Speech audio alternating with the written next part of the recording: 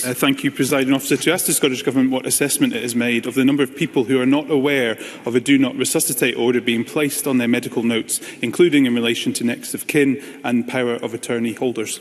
Cabinet Secretary Neil Gray. Thank you, Presiding Officer. The Scottish Government does not centrally collect information or data relating to the number or use of Do Not Attempt cardiovascular resuscitation DNA CPR forms.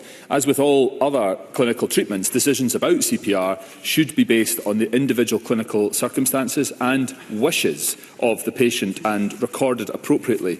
This is done in hard copy on a DNA CPR form, the existence of which is then recorded on an individual's key information summary. Such information is only shared for the purposes of direct care and is therefore not centrally collected. Miles Briggs.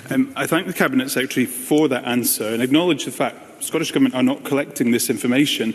There have been serious concerns raised, especially during the pandemic, with regards to the use of DNR, also known as Do Not Attempt resuscitation orders, and wondered where the Scottish Government actually are looking at changing that process and what investigation have ministers actually undertook to assess how many patients may still not be aware that they have a DNR order placed on their medical notes, and will the Cabinet Secretary look to review this and the collection of this data by the Scottish Government? Cabinet Secretary. I thank Miles Briggs for raising an issue which is obviously incredibly sensitive, and I recognise the strength of feeling that there will be for patients and for those that Miles Briggs seeks to represent today.